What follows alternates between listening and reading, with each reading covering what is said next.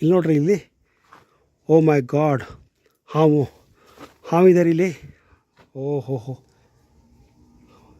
ಇದು ಸುರಂಗ ಮಾರ್ಗ. ಇಲ್ಲಿ ಮಹಾರಾಜರು ಸೈನಿಕರು ಏನಾದರೂ ವೈರಿಗಳು ಅಟ್ಯಾಕ್ ಮಾಡಿದರೆ ಆವಾಗ ಹೋಗುವಂಥ ಸುರಂಗ ಮಾರ್ಗ ಇದು. ಇವತ್ತು ನಾವು ಗುಡಿ ಬಂಡೆಗೆ ಹೋಗ್ತಾ ಇದ್ದೀವಿ. ಬೆಂಗಳೂರಿಂದ ಸರಿಸುಮಾರು ಒಂದು 80-90 ಕಿಲೋಮೀಟ್ರ್ ಇದೆ. ಗುಡಿ ಬಂಡೆ ಅಂದರೆ ಅಲ್ಲೊಂದು ದೊಡ್ಡ ಬೆಟ್ಟ ಇದೆ, ಕಲ್ಲಿನ ಬೆಟ್ಟ ಇದೆ. ಆ ಬೆಟ್ಟದ ಮೇಲೆ ಒಂದು 500 ವರ್ಷ ಹಳೆಯ ದೇವಸ್ಥಾನ ಇದೆ, ರಾಮೇಶ್ವರ ದೇವಸ್ಥಾನ ಇದೆ. ಜೊತೆಗೆ ಅಲ್ಲಿ ಒಂದು 400 ವರ್ಷಗಳ ಹಿಂದೆ ಕಟ್ಟಿರುವಂತಹ ಒಂದು ಕೋಟೆ ಇದೆ. ಅದನ್ನು ವಿಜಯನಗರ ಸಾಮಂತರಾದಂತಹ ಬೈರೇಗೌಡರು ಕಟ್ಟಿದ್ರಂತ ಹೇಳ್ತಾ ಇದ್ದಾರೆ. ಸೊ ಈಗ ನಾವು ಇಲ್ಲಿಂದ ಹೆಬ್ಬಾಳಿಂದ ಬಿಟ್ಟಿದ್ದೀವಿ. ಆಲ್ಮೋಸ್ಟ್ ಏರ್ಪೋರ್ಟ್ ರೋಡ್ ಇದು. ಅಲ್ಲಿ ನಮಗೆ ಮುಟ್ಟಕ್ಕೆ ಕನಿಷ್ಠ ಪಕ್ಷ ಒಂದು 2 ಗಂಟೆ ಆದರೆ ಆಗುತ್ತೆ. ಅಲ್ಲಿ ಹೋದ ಮೇಲೆ ಆ ಬೆಟ್ಟ ಯಾವ ಥರ ಇದೆ, ಆ ದೇವಸ್ಥಾನ ಹೇಗಿದೆ, ಎಷ್ಟು ಮೆಟ್ಟಿಲುಗಳನ್ನ ನಾವು ಹತ್ತಬೇಕು, ಆ ಎಲ್ಲ ಮಾಹಿತಿಯನ್ನು ನಿಮಗೆ ಒಂದೊಂದಾಗಿ ಕೊಡ್ತೀನಿ. ಈಗ ನಾವು ಇಲ್ಲಿ ಭೈರಸಾಗರ ತಲುಪಿದ್ದೀವಿ. ಬೆಂಗಳೂರಿಂದ ಸರಿಸುಮಾರು ಒಂದು 70 ಕಿಲೋಮೀಟರ್ ದೂರ ಬಂದಾಯ್ತು. ಈಗ ಈ ಭೈರಸಾಗರದಿಂದ ಮುಂದೆ ಗುಡಿ ಬಂಡೆ. ಇದು ಚಿಕ್ಕಬಳ್ಳಾಪುರದಿಂದ ಕನಿಷ್ಠ ಪಕ್ಷ ಒಂದು 30 ಕಿಲೋಮೀಟರ್ ದೂರದಲ್ಲಿದೆ. ನೋಡಿ, ಅಲ್ಲಿ ಮುಂದೆ ಕಾಣ್ತಾ ಇದೆಯಲ್ಲ, ದೂರದಲ್ಲಿ ಕಾಣ್ತಾ ಇದೆಯಲ್ಲ, ಅದೇ ಗುಡಿ ಬಂಡೆ. ಈಗ ಅಲ್ಲೇ ನಾವು ಹೋಗ್ತಾ ಇರೋದು. ಬಟ್ ಹೋಗುವಾಗ ನಿಮಗೆ ದಾರಿಯಲ್ಲಿ ಇಲ್ಲಿ ಭೈರಸಾಗರ ಇದೆ.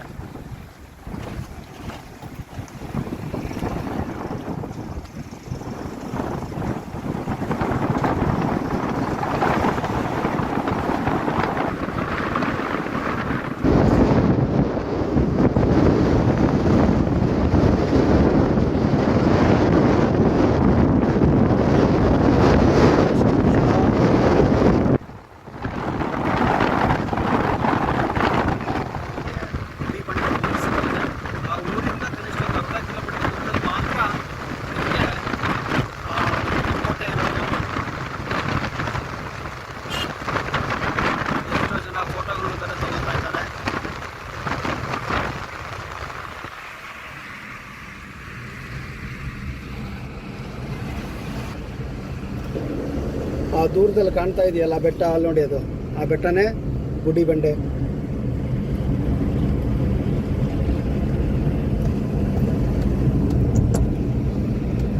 ಇಲ್ಲೊಂದು ದೇವಸ್ಥಾನ ಕೂಡ ಇದೆ.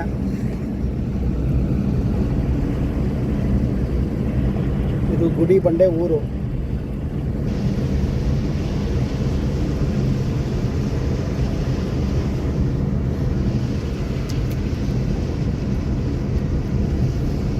ಇಲ್ಲಿಂದ 1 ಕಿಲೋಮೀಟರ್ ದೂರ ಇದೆ ಇನ್ನೇನು.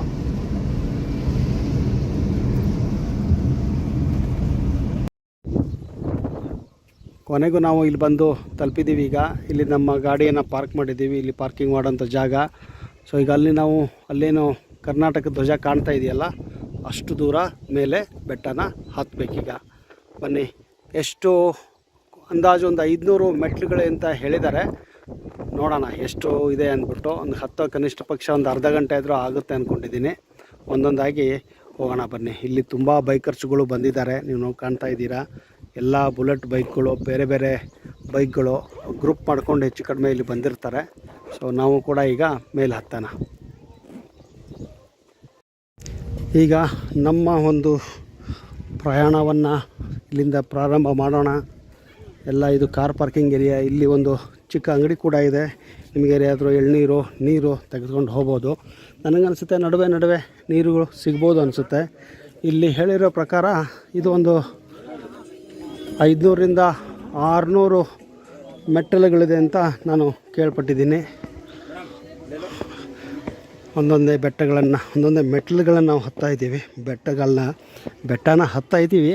ಬಟ್ ಮೊದಲು ಮೆಟ್ಟಲುಗಳನ್ನು ಹತ್ತಿ, ಇದು ನೋಡಿ, ಇದು ಮದರಂಗಿ ಗಿಡ. ಇದು ಮದರಂಗಿ ಏನು ನೀವು ಹಚ್ಕೊತೀರಾ ಅಂದರೆ ಮೆಹಂದಿ ಏನು ಹಚ್ಕೊತೀರಾ ಅದರ ಗಿಡ ಇದು.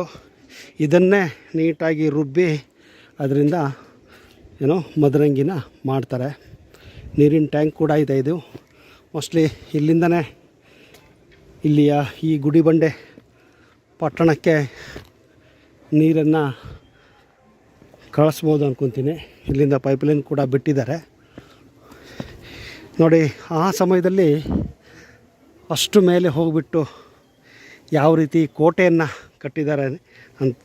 ಇದು 7 ಸುತ್ತಿನ ಕೋಟೆ ಅಂತ ನಾನೇನು ಇತಿಹಾಸದಲ್ಲಿ ಓದಿದ್ದೀನಿ.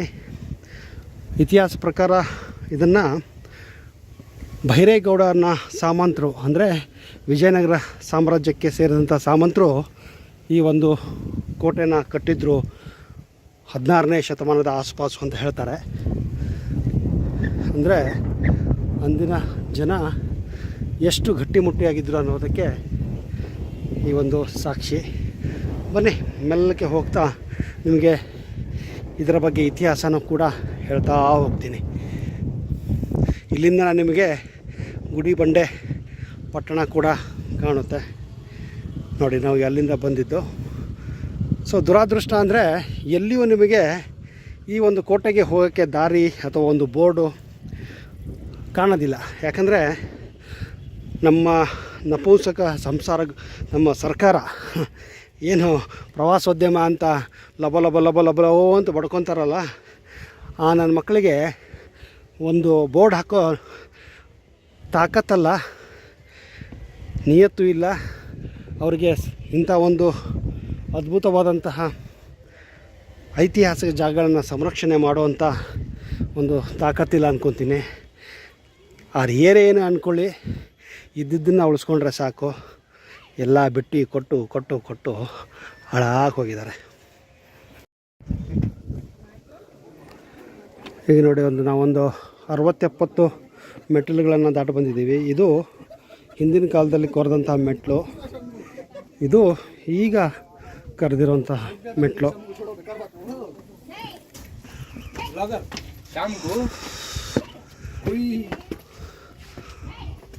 ಸೊ ಇದು ಸಿಮೆಂಟಿಂದ ಮಾಡಿರುವಂಥ ಮೆಟ್ಲು ಇದೆಲ್ಲ, ಬಟ್ ಹಿಂದಿಂದು ಕಲ್ಲಿಂದಲೇ ಮಾಡಿದಂತಹ ಮೆಟ್ಲು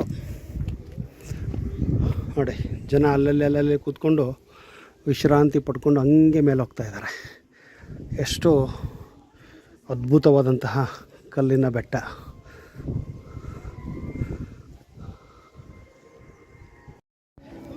ಈಗ ನೋಡಿ, ಕನಿಷ್ಠ ಪಕ್ಷ ಒಂದು 100-120 ಮೆಟ್ಟಿಲುಗಳನ್ನು ಹತ್ತು ಬಂದ ಮೇಲೆ ಗುಡಿಬಂಡೆ ಪಟ್ಟಣ ಎಷ್ಟು ಸುಂದರವಾಗಿ ಕಲರ್ಫುಲ್ಲಾಗಿ ಕಾಣ್ತಾ ಇದೆ.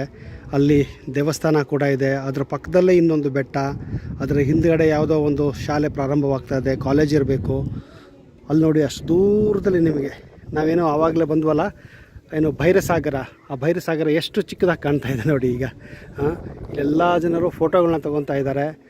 ಅಂದರೆ ವ್ಯೂ ಅಷ್ಟು ಒಂಥರ ಈ ಪ್ಯಾನರಾಮಿಕ್ ವ್ಯೂ ಅಂತಾರಲ್ಲ, ಆ ಥರ ಇದೆ. ಎಲ್ಲೋ ನಾವು ಈ ಯುರೋಪಿಯನ್ ಕಂಟ್ರೀಸ್ಗೆ ಹೋದಾಗ ಚಿಕ್ಕ ಏನೋ ಮನೆಗಳು ಕಾಣ್ತಾವಲ್ಲ, ಆ ಥರ ಕಾಣ್ತಾ ಇದೆ ನೋಡಿ. ಕಲರ್ ಅಲ್ಲಲ್ಲಿ ಬಿಳಿ, ಹಸಿರು, ಕೆಂಪು, ಗುಲಾಬಿ, ಆಮೇಲೆ ಅಕ್ಕಪಕ್ಕನ ನಿಮಗೆ ಎಷ್ಟೋ ತೋಟಗಳಿವೆ, ಹೊಲಗಳು ಕೂಡ ಕಾಣ್ತಾ ಇದೆ.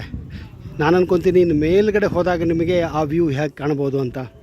ಬನ್ನಿ ಅದನ್ನು ಕೂಡ ತೋರಿಸ್ತೀನಿ.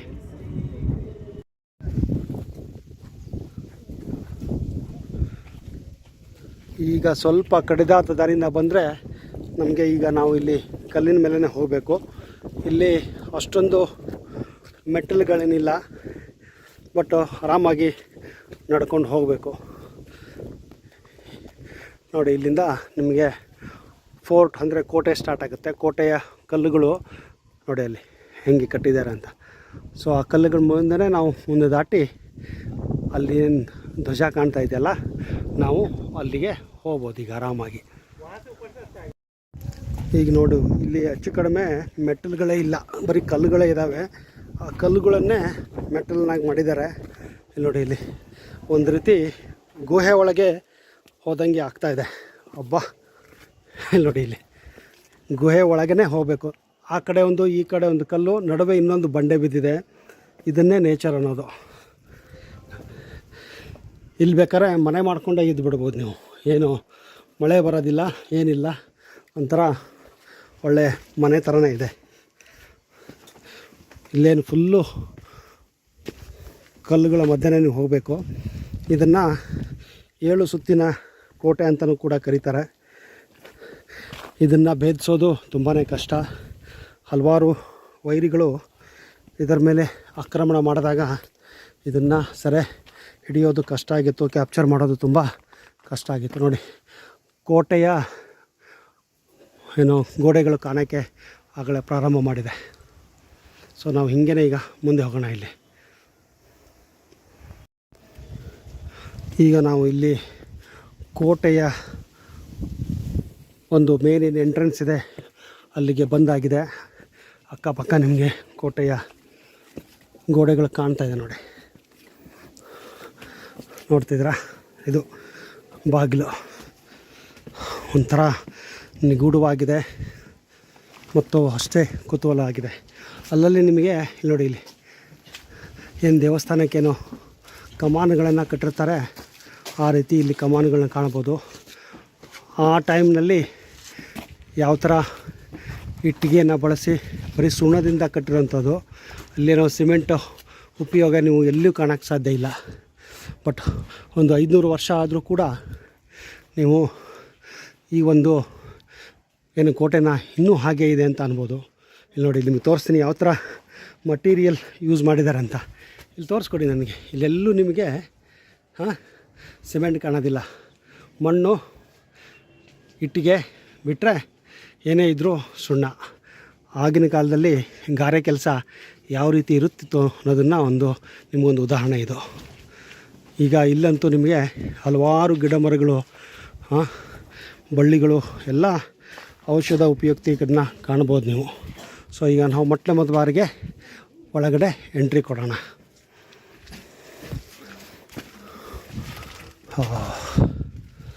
ನೋಡಿ, ಇಲ್ಲಿ ಹಿಂದೆ ಸೈನಿಕರು ಏನು ಕಾಯೋಕ್ಕೆ ಕೂಳ್ತಾಯಿದ್ರು, ಅದು ಜಾಗ ಇದು. ನೋಡಿ ಇಲ್ಲಿ ಹೇಗಿತ್ತು ಅಂತ. ಸೊ ಇಲ್ಲಿಂದ ಎಂಟ್ರಿ ಕೊಡ್ತಾರೆ. ಸೊ ಹೀಗೆ ಬರ್ತಾಯಿದ್ರೆ ಇದು ಫಸ್ಟ್ ಎಂಟ್ರಿ. ಸೊ ಇಲ್ಲಿ ಬಂದ ತಕ್ಷಣ ನಿಮಗೆ ಮುಂದೆ ಇಲ್ಲಿ ಕೂತ್ಕೊಳ್ಳೋಕ್ಕೆ ಕೂಡ ಜಾಗ ಇದೆ.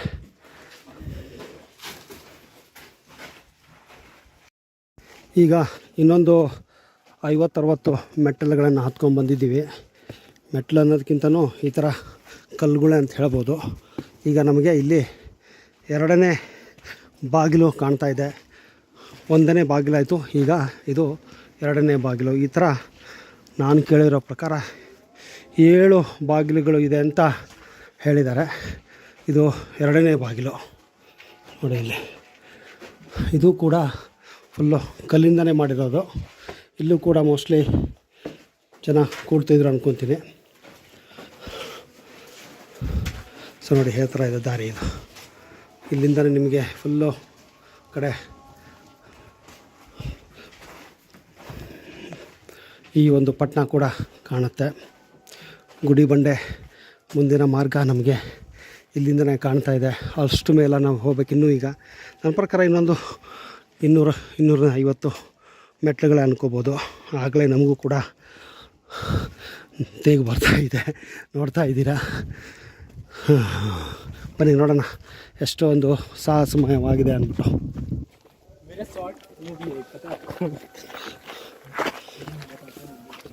ಸೊ ಇಲ್ಲಿಂದ ಮುಂದೆ ಹೋದಂಗೆ ನಮಗೆ ಮೋಸ್ಟ್ಲಿ ಇನ್ನೊಂದು ಡೋರ್ ಅಂದರೆ ದ್ವಾರ ಕಾಣುತ್ತೆ ಅಂದ್ಕೊತೀನಿ. ಬನ್ನಿ ನೋಡೋಣ ದ್ವಾರ ಇದೆಯೋ ಅಥವಾ ಗೋಡೆ ಇದೆಯೋ ಅಂತ. ಬಟ್ ಏನಂದರೆ ಖುಷಿ ಆಗೋದು, ಅಕ್ಕಪಕ್ಕ ಎಲ್ಲ ಗಿಡ ಮರಗಳು ಇಲ್ಲಿ ಇದ್ದಾವೆ.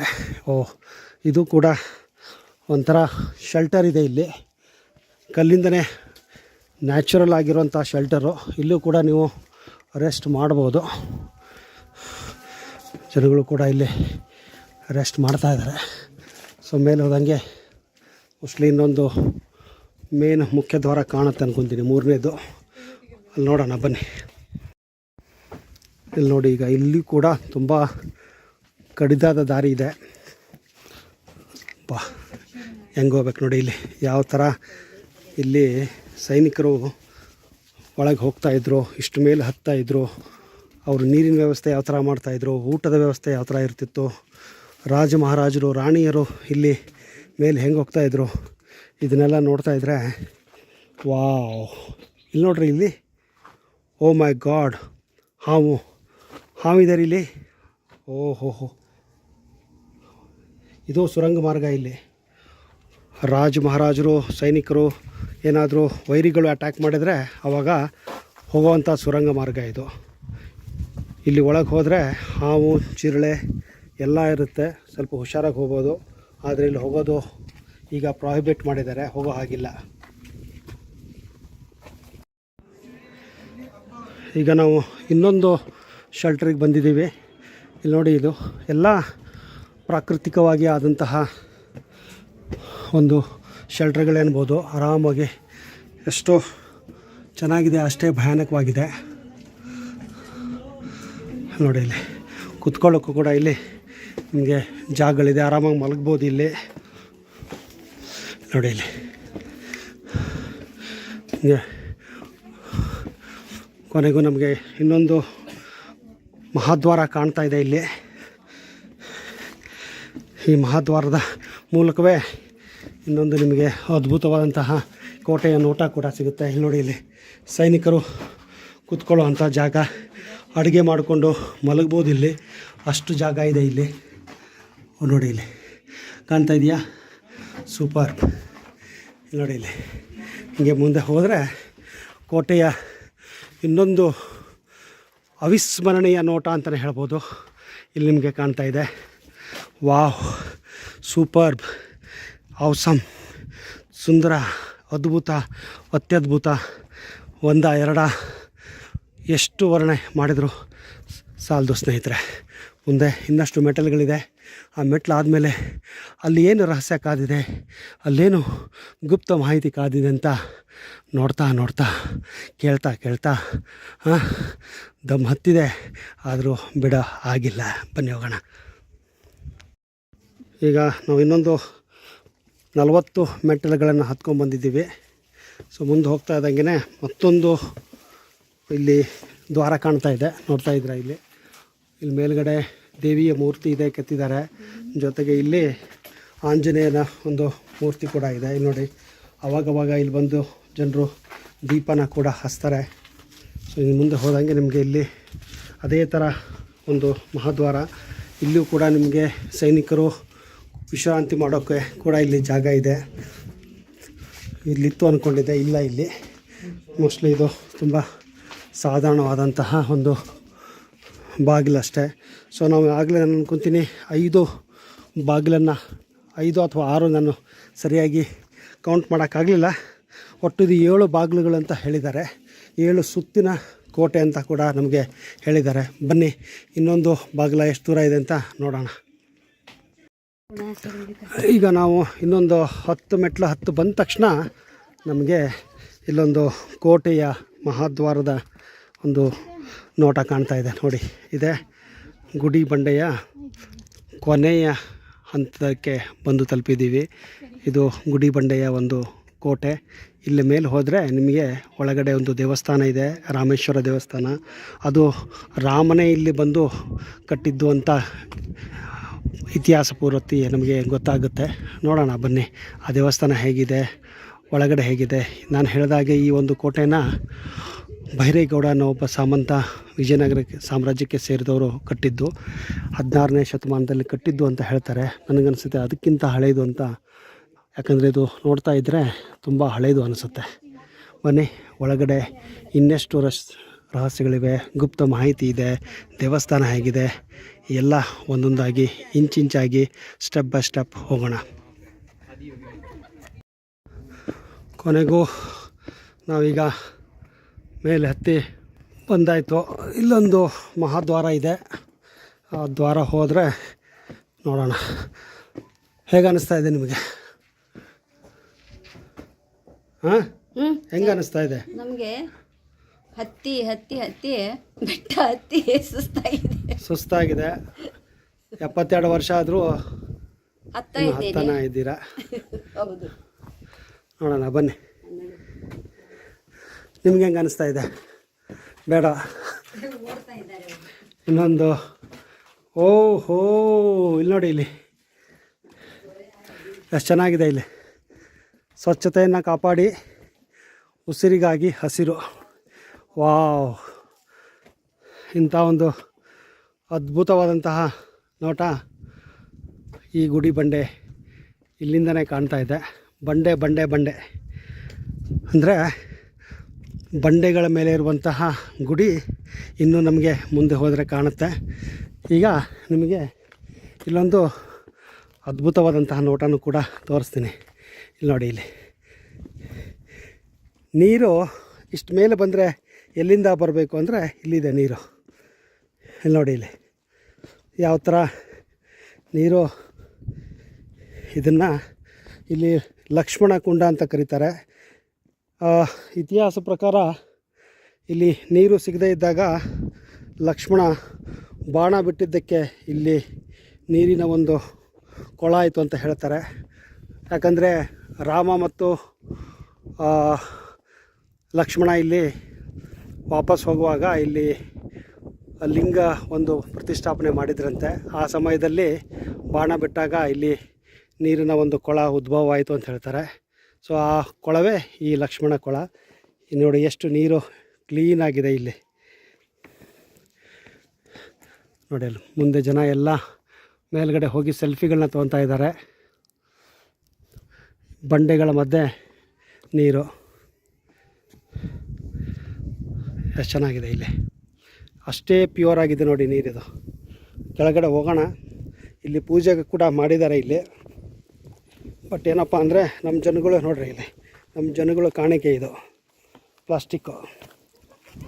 ಎಷ್ಟು ಮೀನುಗಳಿದೆ, ಕಪ್ಪೆಗಳಿವೆ. ಎಷ್ಟು ಚೆನ್ನಾಗಿದೆ ನೋಡಿ. ಇದು ಲಕ್ಷ್ಮಣ ಕೊಳ ನೋಡಿ. ಇಲ್ಲಿ ಮೇಲ್ಗಡೆಯಿಂದ ಹಂಗೆ ನೀರು ಬರುತ್ತೆ, ಅಲ್ಲಿಂದ ಬಂದು ಇಲ್ಲಿ ಸಂಗ್ರಹವಾಗುತ್ತೆ. ಮೋಸ್ಟ್ಲಿ ಜಾಸ್ತಿ ಆದಾಗ ನೀರು ಇಲ್ಲಿಂದ ದಾಟಿ ಹೋಗುತ್ತೆ ಅಂದ್ಕೊತೀನಿ. ಬಟ್ ಎಲ್ಲೂ ಹೋಗೋಕ್ಕೆ ಜಾಗ ಇಲ್ಲ ಇಲ್ಲಿ. ಅಲ್ಲಿ ಮೇಲ್ಗಡೆ ಕಾಣ್ತಾ ಇರೋದು ದೇವಸ್ಥಾನ. ಸೊ ನಾವಿನ್ನೂ ದೇವಸ್ಥಾನಕ್ಕೆ ಹೋಗಿಲ್ಲ. ಹೋದ್ಮೇಲೆ ನಿಮಗೆ ರಾಮೇಶ್ವರ ದೇವಸ್ಥಾನ ಕೂಡ ತೋರಿಸ್ತೀನಿ. ನೀರು ಇಲ್ಲಿ ನಿಂತಿದ್ದಕ್ಕೆ ಒಂಥರ ಹಸಿರು ಬಣ್ಣ ಆಗಿದೆ. ಇಲ್ಲಿ ಬಳೆಗಳನ್ನೆಲ್ಲ ಎಸೆದಿದ್ದಾರೆ, ಪೂಜೆಗಳನ್ನ ಕೂಡ ಮಾಡಿದ್ದಾರೆ. ಯಾವಾಗ ಪೂಜೆ ಮಾಡ್ತಾರೆ ಅಂತ ನಂಗೆ ಗೊತ್ತಿಲ್ಲ, ಬಟ್ಟು ಪೂಜೆಗಳಂತೂ ಇಲ್ಲಿ ನಿರಂತರವಾಗಿ ನಡೀತಾನೆ ಇದೆ. ನೀವು ಗಮನವಿಟ್ಟು ನೋಡಿ, ಕಪ್ಪೆಗಳು ಅಲ್ಲಿ ಕಾಣ್ತಾ ಇದೆ ನೋಡಿ, ಹೆಂಗೆ ಕಾಣ್ತಾ ಇದೆ ಇಲ್ಲಿ. ಎಷ್ಟು ಅದ್ಭುತವಾದಂಥ ನೋಟ. ನೀವು ಬೆಂಗಳೂರಿಗೆ ಹತ್ತಿರವಾಗಿದ್ದರೆ ಕೇವಲ 80 ಕಿಲೋಮೀಟರ್ ದೂರದಲ್ಲಿ ನಿಮಗೆ ಇಂತಹ ಒಂದು ಅದ್ಭುತವಾದ ಜಾಗ ಸಿಗುತ್ತೆ. ಅಂದರೆ ನೀವು ಯಾಕೆ ಇಲ್ಲಿ ಬರಬಾರ್ದು, ಯಾಕೆ ನೀವು ಟ್ರೈ ಮಾಡಬಾರ್ದು ಅನ್ನೋದು ನನ್ನ ಒಂದು ಅಭಿಪ್ರಾಯ. ಚಿಕ್ಕಬಳ್ಳಾಪುರದಿಂದ 30 ಕಿಲೋಮೀಟ್ರು. ನೀವೇನಾದರೂ ಈಶಾ ಫೌಂಡೇಶನ್, ಈಶ್ವರನ ಆದಿಯೋಗಿಯ ವಿಗ್ರಹ ಇದೆ, ಅದೇ ರೂಟಲ್ಲಿ ಮುಂದೆ ಬಂದರೆ ನಿಮಗೆ ಇದು ಸಿಗುತ್ತೆ. ಒಂದು ದಿವಸ ನೀವು ಒಂದು ಪ್ಯಾಕೇಜ್ ಅಥವಾ ಟ್ರಿಪ್ ಪ್ಲಾನ್ ಮಾಡಿದರೆ ಇವೆರಡನ್ನೂ ನೀವು ಆರಾಮವಾಗಿ ಇಲ್ಲಿ ಮುಗಿಸ್ಕೋಬೋದು. ಸ್ಯಾಟರ್ಡೇನೋ ಸಂಡೇನೋ ಅಥವಾ ನಿಮ್ಗೆ ಯಾವತ್ತಾಗುತ್ತೋ ಆವತ್ತು ಬಂದು ಈ ಒಂದು ಜಾಗನ ಟ್ರೈ ಮಾಡಿ ಅಂತ ನಾನು ಕೂಡ ಹೇಳ್ತೀನಿ. ನೋಡಿ, ಇಲ್ಲಿ ಲಕ್ಷ್ಮಣ ತೀರ್ಥದ ಇನ್ನೊಂದು ಅದ್ಭುತವಾದಂಥ ನೋಟವನ್ನು ನಿಮಗೆ ಇಲ್ಲಿ ತೋರಿಸ್ತಾ ಇದ್ದೀನಿ. ಎಷ್ಟು ಆಳವಾಗಿದೆ, ಎಷ್ಟು ಮೇಲಿಂದ ಸ್ವಲ್ಪ ಧುಮುಕಿದರೆ ಕೆಳಗಡೆನೇ ಬೀಳ್ಬೋದು. ಬಟ್ ಆಳ ಎಷ್ಟಿದೆ ಅಂತ ನನಗೆ ಗೊತ್ತಿಲ್ಲ. ಬಟ್ ಈ ಒಂದು ಕೋಟೆಯ ಒಳಭಾಗದಲ್ಲಿ ನೀರಿನ ವ್ಯವಸ್ಥೆ ಇದೆ ಅಂದರೆ ಎಷ್ಟು ಚೆನ್ನಾಗಿರುತ್ತೆ. ಇಲ್ಲಿ ತುಂಬ ಜನ ಫೋಟೋಗ್ರಾಫ್ ಮಾಡೋಕ್ಕೂ ತುಂಬ ಒಂದು ಒಳ್ಳೆಯ ಜಾಗ ಅಂತಲೇ ಹೇಳ್ಬೋದು. ಈ ನಡುವೆ ನಿಮಗೆ ಈ ಕಲ್ಲುಗಳು ಇದೆ ನೋಡಿ. ಇಲ್ಲಿ ಎಷ್ಟು ಲಕ್ಷಾಂತರ ವರ್ಷಗಳಿಂದ ಕಲ್ಲುಗಳು ನಿಂತ್ಕೊಂಡಿದೆ. ಆದರೆ ಈ ಕಲ್ಲುಗಳು ಇದು ನೋಡಿ, ಇದು ಯಾವ ಥರ ಬಿರುಕು ಬಿಟ್ಟಿದೆ ನೋಡಿ. ಈ ಕಲ್ಲಿನ ಪೊದರೆಯಿಂದ ಈ ಕಡೆ ಹೊರಗಡೆ ಬಂದಂಥ ಒಂದು ಭಾಗ ಆಗಿದೆ. ಎಷ್ಟೊಂದು ಇದೇನು ಯಾರೋ ಮಾಡೋದಂತಲ್ಲ, ತನ್ನಂತಾನೇ ಒಂದು ಆದಂತಹ ಒಂದು ಪ್ರಕೃತಿಯ ಒಂದು ಪ್ರಕ್ರಿಯೆ ಅಂತ ಕರಿಬೋದು. ಇಲ್ಲಿ ನೋಡಿ, ಇಲ್ಲಿ ಈ ಬೆಟ್ಟದಿಂದ ಆಚೆ ಏನೆಲ್ಲ ವಿಹಂಗಮ ನೋಟ ನಿಮಗೆ ಕಾಣುತ್ತೆ ಅಂತ. ಬಟ್ ನನಗೆ ಇಲ್ಲಿವರೆಗೆ ಈ ಒಂದು ಕೊಳ ಮಾತ್ರ ತುಂಬಾ ಇಷ್ಟ ಆಯಿತು. ಅಷ್ಟೇ ಪ್ಯೂರ್ ಆಗಿದೆ. ಬಟ್ ನಾನು ಒಂದೇ ಒಂದು ರಿಕ್ವೆಸ್ಟು ಜನಗಳಿಗೆ, ಯಾವುದೇ ಕಾರಣಕ್ಕೂ ಗಲೀಜು ಮಾಡಬೇಡಿ. ಈ ಒಂದು ಪುಣ್ಯಕ್ಷೇತ್ರದ ಆ ಒಂದು ಪ್ಯೂರಿಟಿನ ದಯವಿಟ್ಟು ಮೇಂಟೈನ್ ಮಾಡಿ ಅಂತ ಬೇಡ್ಕೊತೀನಿ. ಸೊ ಇಲ್ಲಿಂದ ಮುಂದೆ ಹೋಗೋಣ. ಇನ್ನೂ ತುಂಬ ನೋಡೋವಂಥದ್ದು ಜಾಗಗಳಿದೆ. ಅಲ್ಲಿಂದ ನಿಮಗೆ ಈ ಗುಡಿ ಬಂಡೆಯ ಒಂದು ವಿಹಂಗಮ ನೋಟವನ್ನು ತೋರಿಸ್ತೀನಿ. ಅಲ್ಲಿ ದೇವಸ್ಥಾನ ಇದೆ ಅಂತ ಕೇಳ್ಪಟ್ಟಿದ್ದೀನಿ, ನಾನು ನೋಡಿಲ್ಲ, ಕೇಳಿದ್ದಷ್ಟೇ. ಬಟ್ ಅಲ್ಲಿ ಹೋದ್ಮೇಲೆ ಅದರ ವಿಚಾರಗಳನ್ನು ಕೂಡ ನಿಮಗೆ ಒಂದೊಂದಾಗಿ ಯಾವ ಥರ ನಾನು ಹತ್ಕೊಂಡ್ಬಂದಿದ್ದೀನಲ್ಲ ಅದೇ ರೀತಿ ಮಾಡಿಕೊಂಡು ಬರೋಣ. ಬನ್ನಿ ಮುಂದೆ ಹೋಗೋಣ. ಈಗ ನಾವು ಲಕ್ಷ್ಮಣ ತೀರ್ಥ ಆದಮೇಲೆ ಮುಂದ್ಗಡೆ ಮೆಟ್ಟಿಲುಗಳನ್ನು ಇಲ್ಲಿಂದ ಒಂದು 20-30 ಮೆಟ್ಲಿದೆ ಅಷ್ಟೇ, ಕಲ್ಲಿಂದ ಮಾಡಿದ್ದು. ಈಗಿಂದ ಆರ್ಟಿಫಿಷಿಯಲ್ ಎಲ್ಲ. ಹಿಂದೆ ಏನು 16ನೇ ಶತಮಾನದಲ್ಲಿ ಮಹಾರಾಜರು ಏನು ಕಟ್ಟಿದ್ರಲ್ಲ, ಅದೇ ಸಮಯದಲ್ಲಿ ಮಾಡಿದಂತಹ ಈ ಒಂದು ಕೋಟೆಯ ಏನು ಸ್ಟೆಪ್ಸ್ ಇದೆ, ಅದರ ಮೂಲಕ ನಾವು ಹತ್ಕೊಂಡು ಹೋಗ್ತಾ ಇದ್ದೀವಿ. ಅಲ್ಲಿ ನೋಡಿ, ಇಲ್ಲಿ ಕೋಟೆ ಇಲ್ಲಿಂದ ಪ್ರಾರಂಭವಾಗ್ತದೆ. ನಿಮಗೆ ದೇವಸ್ಥಾನದ ಒಂದು ಸುಂದರವಾದಂತಹ ನೋಟ ಕೂಡ ನಿಮಗೆ ಇಲ್ಲಿಂದನೇ ಕಾಣಿಸೋಕ್ಕೆ ಸ್ಟಾರ್ಟ್ ಆಗಿದೆ. ನೋಡಿ, ಅಲ್ಲಲ್ಲಿ ನಿಮಗೆ ಈ ಗುಂಡಿಗಳನ್ನು ಕೂಡ ಇಲ್ಲಿ ತೋಡಿದ್ದಾರೆ. ಆ ಗುಂಡಿಗಳು ಯಾಕೆ ತೋಡಿದ್ದಾರೆ ಅನ್ನೋದು ನನಗೆ ಗೊತ್ತಿಲ್ಲ. ಮೋಸ್ಟ್ಲಿ ಇಲ್ಲೇನಾದರೂ ಗ್ರಿಲ್ಲಿಂಗ್ಸು ಅಂದರೆ ರೀಲಿಂಗ್ಸ್ ಹಾಕೋಕ್ಕೆ, ಅಂದರೆ ಹತ್ಕೊಂಡು ಹೋಗೋಕ್ಕೆ ಈಸಿ ಆಗಲಿ ಅಂತ ಮೋಸ್ಟ್ಲಿ ಆ ಪ್ಲಾನ್ ಇರಬೇಕು. ನೋಡಿ, ಆಗಿನ ಕಾಲದಲ್ಲಿ ಕಟ್ಟಿದಂತಹ ಒಂದು ಕೋಟೆ. ಒಳಗಡೆ ಎಲ್ಲ ಎಷ್ಟು ಚೆನ್ನಾಗಿದೆ ಇಲ್ಲಿ, ಅದ್ರದ್ದು ನೋಡೋಣ ಒಳಗಡೆ ಹೇಗಿದೆ ಅಂತ. ಇದುವೇ ನಿಮಗೆ ದೇವಸ್ಥಾನ. ನೋಡಿ, ಇಲ್ಲಿ ಯಾರೋ ಇಲ್ಲಿ ಅಡುಗೆ ಕೂಡ ಮಾಡ್ಕೊಂಡಿದ್ದಾರೆ. ಒಳಗಡೆ ನಿಮಗೆ ತೋರಿಸ್ತೀನಿ. ಮೊದಲು ಹೊರಗಡೆ ಹೋಗಿಬಿಟ್ಟು ಅಲ್ಲಿಂದ ಒಂದೊಂದಾಗಿ ತೋರಿಸ್ತೀನಿ. ಕೋಟೆಯ ಒಂದು ಸುಂದರ ನೋಟ, ವಿಹಂಗಮ ನೋಟ ಅಂತಲೇ ಹೇಳ್ಬೋದು. ಇಲ್ಲಿಯೂ ಕೂಡ ಗ್ರಾಫಿಟಿಗಳನ್ನು ಬರೆದಿದ್ದಾರೆ, ಅಂದರೆ ಕಲ್ಲಿನ ಮೇಲೆ ಬರಹಗಳನ್ನು ಬರೆದಿದ್ದಾರೆ. ರಾಜ, ರಾಣಿ, ರಾಮಯ್ಯ, ಮುರಳಿ, ಅಲಿ, ಇಸ್ಮಾಯಿಲ್, ಮೊಹಮ್ಮದ್ ಎಲ್ಲ ಹೆಸರುಗಳನ್ನ ಬರೆದು ಹಾಕಿಬಿಟ್ಟಿದ್ದಾರೆ ಇಲ್ಲಿ.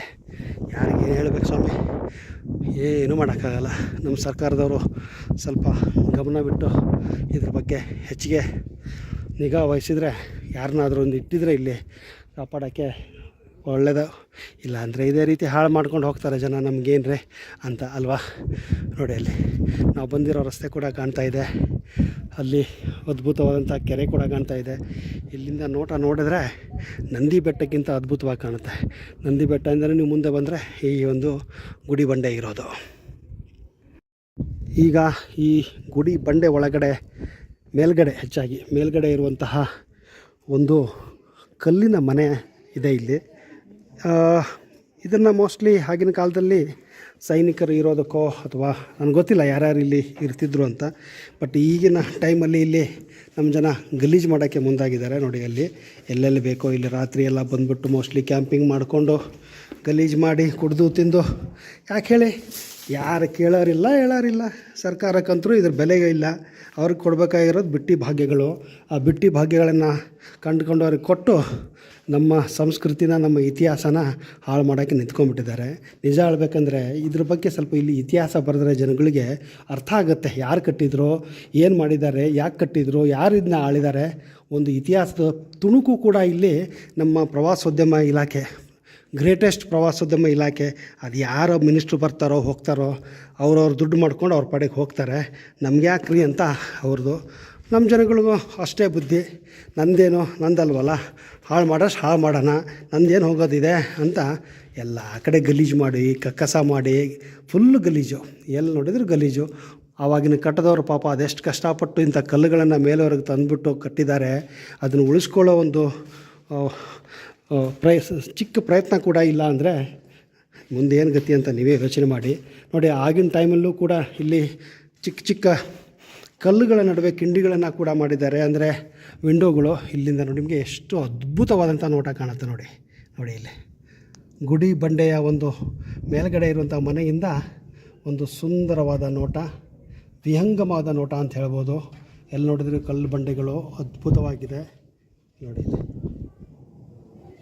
ಇಂಥ ವ್ಯೂ ನಿಮಗೆ ಯಾವ ಪ್ರದೇಶಕ್ಕೆ ಹೋದರೂ ಸಿಗೋದಿಲ್ಲ ರೀ. ಇಂಡಿಯಾದಲ್ಲಿ ಇರುವಂತಹ ವೈವಿಧ್ಯಮಯ ನೋಟಗಳು, ವೈವಿಧ್ಯಮಯ ಪ್ರಕೃತಿ ಸೌಂದರ್ಯ, ಇತಿಹಾಸ ನಿಮಗೆ ಎಲ್ಲೆಲ್ಲೂ ಸಿಗೋಕ್ಕೂ ಸಾಧ್ಯನೇ ಇಲ್ಲ. ದಯವಿಟ್ಟು ನಮ್ಮ ಸರ್ಕಾರದವರು ಎಷ್ಟು ಉಗಿದ ಮೇಲಾದರೂ ಇದ್ರ ಬಗ್ಗೆ ಗಮನ ಹರಿಸಲಿ ಅನ್ನೋ ನಮ್ಮ ಒಂದು ಇಚ್ಛೆ.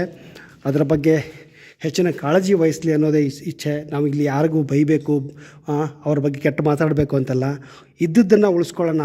ಹೊಸದಾಗಂತೂ ಕಟ್ಟೋದು ನಿಮಗೆ ಯೋಗ್ಯತೆ ಇಲ್ಲ, ಬೇಡ. ನಮಗೆ ಇದ್ದಿದ್ದನ್ನು ಉಳಿಸ್ಕೊಳ್ಳೋಣ, ಇತಿಹಾಸವನ್ನು ಉಳಿಸ್ಕೊಳ್ಳೋಣ. ಇದೇ ಒಂದು ಕೋಟೆ ಅಥವಾ ಇದೇ ಒಂದು ಅದ್ಭುತವಾದಂಥ ದೇವಸ್ಥಾನ ಬೇರೆ ದೇಶಗಳಲ್ಲಿದ್ದರೆ ಇದಕ್ಕೆ ಒಂದು ಫೀಸನ್ನು ಕಟ್ಟಿ ಅದನ್ನು ಎಷ್ಟು ಚೆನ್ನಾಗಿ ಇಟ್ಕೊತಾ ಇದ್ರು ಅಂದರೆ ಬೇಡ, ಅದು ಅಷ್ಟು ಚೆನ್ನಾಗಿ ಇಟ್ಕೊತಾ ಇದ್ರು. ದುರಭಾಗ್ಯ ನಮ್ಮ ದೇಶದ್ದು. ಹಿಂಗೆ ಮಾಡಿದರೆ ಇನ್ನೊಂದು 50-100 ವರ್ಷದಲ್ಲಿ ಇನ್ಯಾರಿಗೋ ಬಿಟ್ಟು ನಮ್ಮನ್ನು ಒದ್ದೋಡಿಸ್ತಾರೆ ಅಷ್ಟೇ ಇಲ್ಲಿಂದ. ಅಂಥ ಕಾಲವೂ ಬರುತ್ತೆ. ಜಾಸ್ತಿ ನಾವು ತಲೆ ಕೆಡಿಸ್ಕೊಳ್ಳೋಂಥ ಅವಶ್ಯಕತೆ ಇಲ್ಲ, ಯಾಕಂದರೆ ನಮ್ಮ ಸರ್ಕಾರಗಳು ಆಗಿದೆ, ಏನೂ ಮಾಡೋಕ್ಕಾಗಲ್ಲ. ನೋಡೋಣ ಬನ್ನಿ ಹೆಂಗೆ ಕಾದಿದೆ ಮುಂದೆ 100 ವರ್ಷನೋ 50 ವರ್ಷನೋ ಇದ್ದದ್ದನ್ನು ಉಳಿಸ್ಕೊಳ್ಳೋ ಪ್ರಯತ್ನ ಮಾಡೋಣ. ಬನ್ನಿ ಮುಂದೆ ದೇವಸ್ಥಾನ ಹೆಂಗಿದೆ ಅದನ್ನು ಕೂಡ ನೋಡೋಣ. ಇದು ನೋಡಿ, ಈಗ ನಾವು ಗುಡಿ ಬಂಡೆಯ ತುತ್ತುದಿ ಮೇಲೆ ಬಂದು ನಿಂತ್ಕೊಂಡಿದ್ದೀವಿ. ಇಲ್ಲಿ ನಿಮಗೆ ಇಲ್ಲಿಂದ ಯಾವ ಥರ ದೂರದಲ್ಲಿ ನಿಮಗೆ ಭೈರಸಾಗರ ಕೂಡ ಕಾಣ್ತಾ ಇದೆ. ನಾನು ನಿಮಗೆ ಇಲ್ಲಿಂದ ಮುಂದೆ ಹೋಗಿಬಿಟ್ಟು ಏನು ಅಲ್ಲಿ ವ್ಯೂ ಇದೆ, ಆ ನೋಟ ಏನಿದೆ, ಈ ಗುಡಿ ಬಂಡೆ ತುತ್ತುದಿಯಿಂದ ಯಾವ ರೀತಿ ನೋಟ ಕಾಣುತ್ತೆ ಅದ್ರ ಬಗ್ಗೆನೂ ಕೂಡ ಮಾತಿ ಕೊಡ್ತೀನಿ. ನೋಡಿ, ಇಲ್ಲಿ ಒತ್ತಿಕಾಟ ಕಾಲಲ್ಲೇ ಬಂದ್ಬಿಡ್ತಿತ್ತು. ಓಡ ಓಡ ಓಡ ಓಡ ಓಡ ಓಡ ಓಡ ನೋಡಿ, ಕಾಲಲ್ಲೇ ಬಂದುಬಿಡೋದು. ಅಯ್ಯೋ ದೇವರೇ, ನೋಡಿ ನೋಡಿ ನೋಡಿ, ಅಯ್ಯೋ ಅಯ್ಯೋ, ಓ ಮೈ ಗಾಡ್. ಸೊ ಈಗ ಇಲ್ಲಿಂದ ಸ್ವಲ್ಪ ಮುಂದೆ ಹೋಗ್ತೀನಿ. ಇಲ್ಲಿ ವ್ಯೂ ಹೇಗಿದೆ ನೋಡಿ, ನಮ್ಮ ಕರ್ನಾಟಕ ಧ್ವಜ ಕೂಡ ನಿಮಗೆ ಇಲ್ಲಿಂದ ಎಷ್ಟು ಗಾಳಿಯಲ್ಲಿ ಸುಂದರವಾಗಿ ಪಟ ಪಟ ಪಟ ಅಂತ ಶಬ್ದ ಮಾಡ್ತಾಯಿದೆ. ಮುಂದೆ ಹೋಗೋಣ ಬನ್ನಿ, ನೋಡೋಣ ಹೇಗಿದೆ ಅಂದ್ಬಿಟ್ಟು. ಇಲ್ಲಿಂದ ಮೇಲೆ ಬಂದೀವಿ ನಾವೀಗ. ನೋಡಿ ಈಗ ವ್ಯೂ ಹೇಗಿದೆ, ವಾವ್ ಸೂಪರ್ ಕಾಣ್ತಾ ಇದೆಯಾ? ಬಂದಿದ್ದು ಸಾರ್ಥಕ ಎಲ್ಲ ಆಗೋಯ್ತು. ಇಲ್ಲಿ ನೋಡಿ, ದೂರ ಕಾಣ್ತಾ ಇದೆಯಲ್ಲ, ಅದು ಭೈರಸಾಗರ. ಇದು ಗುಡಿ ಬಂಡೆ ಒಂದು ಪಟ್ಟಣ, ಚಿಕ್ಕ ಪಟ್ಟಣ ಆದರೂ ಅಷ್ಟು ತುಂಬ ಚೆನ್ನಾಗಿ ಕಾಣ್ತಾ ಇದೆ. ಇದು ನಮ್ಮ ಕನ್ನಡಿಗರ ಹೆಮ್ಮೆಯ ಕರ್ನಾಟಕದ ಧ್ವಜ. ಆ ಧ್ವಜದ ಕೆಳಗಡೆ ನಾನು ನಿಂತು ಇಲ್ಲಿ ಗುಡಿ ಬಂಡೆಯನ್ನು ನಿಮಗೆ ತೋರಿಸ್ತಾ ಇದ್ದೀನಿ. ನೋಡಿದರೆ ಜೋರಾಗಿ ಕೂಗಬೇಕು ಅನಿಸುತ್ತೆ. ಓ ಸೂಪರ್ ಅಲ್ವಾ? ನೋಡಿ, ಇಲ್ಲಿ ಸ್ವಲ್ಪ ಕಾಲು ಜಾರಿದರೆ ಪೀಸಾಗಿ ಹೋಗ್ತೀವಿ. ಒಂದು ಮೂಳೆ ಕೂಡ ನಿಮಗೆ ಇಲ್ಲಿಂದ ಸಿಗೋದಿಲ್ಲ, ಅಷ್ಟು ನಾವು ಎತ್ತರಕ್ಕೆ ಬಂದುಬಿಟ್ಟಿದ್ದೀವಿ. ಕೆಳಗಡೆ ನೋಡಿದರೆ ತಲೆ ಜಿಮ್ ಅಂತ ಇದೆ. ಕೆಳಗೆ ಬಿದ್ದರೆ ಅಂತೂ ಗತಿ ಅಷ್ಟೇ ನಮ್ಮದು. ಪುಣ್ಯಕ್ಕೆ ನಮಗೆ ಹಿಡ್ಕೊಳ್ಳೋಕ್ಕೆ ಇಲ್ಲಿ ನಮ್ಮ ಕನ್ನಡದ ಧ್ವಜ ಇದೆ. ಆ ಧ್ವಜದ ಕೆಳಗೆ ನಿಂತು ನಿಮಗೆ ಈ ಒಂದು ಅದ್ಭುತವಾದಂತಹ ಪಟ್ಟಣ, ಈ ಅದ್ಭುತವಾದಂತಹ ಕೆರೆನ ತೋರಿಸ್ತಾ ಇದ್ದೀನಿ. ಇದರ ಮಾಹಿತಿ ಏನು, ಹೇಗೆ, ಒಂದೊಂದಾಗಿ ನೋಡ್ತಾ ಹೋಗೋಣ ಸ್ನೇಹಿತರೆ. ಅದು ರಾಮೇಶ್ವರ ದೇವಸ್ಥಾನ. ರಾಮನೇ ತನ್ನ ಕೈಯಾರ ಕಟ್ಟಿರುವಂತಹ ಅಲ್ಲಿ ಒಂದು ಪ್ರತಿಷ್ಠಾಪನೆ ಮಾಡಿರುವಂತಹ ಒಂದು ಶಿವಲಿಂಗ ಇದೆ. ಆ ಶಿವಲಿಂಗ ಬಗ್ಗೆ ನಿಮಗೆ ಒಂದೊಂದಾಗಿ ಮಾಹಿತಿ ಕೊಡ್ತೀನಿ. ಇಲ್ಲಿ ಬಂದರೆ ಇಲ್ಲಿ ಹೇಗಿದೆ ನೋಡಿ, ಇಲ್ಲಿ ಕೆಳಗಡೆ ಕೆರೆ, ಮನೆಗಳು, ಏನು ಗಾಡಿಗಳಾಗಲಿ ಮನುಷ್ಯರಾಗಲಿ ಇರುವೆ ಥರ ಕಾಣ್ತಾ ಇದ್ದಾರೆ. ಇರುವೆ ಥರ ಆ ಒಂದು ಚಿಕ್ಕದಾದಂಥ ಭೈರಸಾಗರ ನೋಡಿ, ಅದು ಅದ್ಭುತವಾದಂಥದ್ದು ಸಾಗರ. ಅದು ನೀವು ಹೇಳಬೇಕಂದ್ರೆ ದೊಡ್ಡ ಕೆರೆ. ಆ ಕೆರೆನೇ ಒಂದು ಚಿಕ್ಕ ಕೆರೆ ಥರ ಕಾಣ್ತಾ ಇದೆ. ಏನೋ ಕೈಯಲ್ಲೇ ನೀರು ಬಂದಂಗೆ ಥರ ಕಾಣ್ತಾ ಇದೆ. ನನ್ನ ಕೈಯಲ್ಲೇ ಏನೋ ನೀರು ಬಂದು ಕುತ್ಕೊಂಡಿದೆ ಅನ್ನೋ ರೀತಿ ಕಾಣ್ತಾ ಇದೆ. ಇಲ್ಲಿ ನೋಡಿ, ನನ್ನ ಕೈಯಲ್ಲೇ ಆ ನೀರಿದೆ ಅಂಥ ಸಾಗರ ನನ್ನ ಕೈಯಲ್ಲಿ ಕೆರೆ ಇದೆ ಅಂದರೆ ನಾನು ಎಷ್ಟು ಎತ್ತರಕ್ಕೆ ಬಂದಿರ್ಬೋದು, ಎಷ್ಟು ಮೇಲಕ್ಕೆ ಹೋಗಿರ್ಬೋದು, ನಾವು ಎಷ್ಟು ಹೈಟ್ ಇರ್ಬೋದು ಈ ಒಂದು ಬೆಟ್ಟ ಅಂತ ನೀವೇ ಅನ್ಕೋಬೋದು. ಫುಲ್ಲು ಕಲ್ಲಿಂದ ಮಾಡಿರುವಂತಹ ಬೆಟ್ಟ ಇದು. ಎಲ್ಲಿ ನೋಡಿದರೆ ಅಲ್ಲಿ ನಿಮಗೆ ಹೊಲ ಗದ್ದೆಗಳು ಕಾಣ್ತಾ ಇದೆ. ಹಸಿರೇ ನಮ್ಮ ಉಸಿರು ಸ್ನೇಹಿತರೆ. ನಿಜಕ್ಕೂ ಕೇವಲ ಒಂದು 80 ಕಿಲೋಮೀಟರ್ ದೂರದಿಂದ ಬೆಂಗಳೂರಿಂದ ನೀವು ಬಂದರೆ ಇಂಥ ಒಂದು ಅದ್ಭುತ ನೋಟ ಸಿಗುತ್ತೆ ಅಂದರೆ ನೀವು ನಿಜಕ್ಕೂ ಖುಷಿ ಪಡುವಂಥ ವಿಷಯನೇ. ಹೇಗೆ ಅನಿಸ್ತಾ ಇದೆ ನಿಮಗೆ ಈ ವಿಡಿಯೋ ಅನ್ನೋದನ್ನು ದಯವಿಟ್ಟು ಕಮೆಂಟ್ ಬಾಕ್ಸಲ್ಲಿ ಹಾಕಿ. ಇಂಥದ್ದೇ ಇನ್ನೂ ಅದ್ಭುತವಾದಂತಹ ಊರುಗಳ ಬಗ್ಗೆ, ಬೆಟ್ಟಗಳ ಬಗ್ಗೆ, ದೇವಸ್ಥಾನಗಳ ಬಗ್ಗೆ, ಇತಿಹಾಸದ ಬಗ್ಗೆ, ಪುರಾಣದ ಬಗ್ಗೆ ಒಂದೊಂದೇ ಮಾಹಿತಿ ಕೊಡ್ತಾ ಹೋಗ್ತೀನಿ. ಇನ್ನೂ ನಿಮಗೆ ದೇವಸ್ಥಾನ ತೋರಿಸಿಲ್ಲ, ದೇವಸ್ಥಾನದ ಬಗ್ಗೆನೂ ತೋರಿಸ್ತೀನಿ. ನೋಡಿ, ಇದು ಆ ಕೆರೆ ನೋಡ್ತಾ ಇದ್ದರೆ ನನಗೆ ಎಲ್ಲೋ ಅಮೀಬಾ ಕಾಣ್ತಾ ಇದೆ, ಅಷ್ಟು ಚೆನ್ನಾಗಿದೆ ಇದು. ಅದರಲ್ಲಿ ಈ ಸರಿ ಮಳೆ ತುಂಬ ಚೆನ್ನಾಗಿ ಬಂದಿರೋ ಕಾರಣ ಇಷ್ಟೊಂದು ಹಸಿರು ಕಾಣ್ತಾ ಇದೆ ಅಂತಲೇ ಹೇಳ್ಬೋದು. ಯಾಕಂದರೆ ಈ ಕಡೆ ಎಲ್ಲ ಸ್ವಲ್ಪ ಡ್ರೈ ಲ್ಯಾಂಡು, ಈ ಚಿಕ್ಕಬಳ್ಳಾಪುರ ಜಿಲ್ಲೆ ಎಲ್ಲ. ಬಟ್ ಈ ಸರಿ ಮಳೆ ತುಂಬ ಚೆನ್ನಾಗಿ ಬಂದಿದೆ. ಅಲ್ಲಲ್ಲಿ ನಿಮಗೆ ದೇವಸ್ಥಾನಗಳು ಕೂಡ ಕಾಣ್ತಾ ಇದ್ದಾವೆ. ತುಂಬ ದೇವಸ್ಥಾನಗಳಿದೆ. ಅಲ್ಲಿ ನಾವು ಹೋಗಬೇಕಿನ್ನು.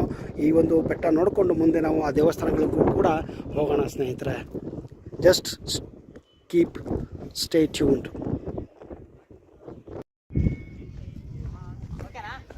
ಈಗ ನಾವು ಇಲ್ಲಿಂದ ದೇವಸ್ಥಾನಕ್ಕೆ ಹೋಗೋಣ. ದೇವಸ್ಥಾನ ಇಲ್ಲೇ ಕಾಣ್ತಾ ಇದೆ ನಿಮಗೆ ಮುಂದೆ.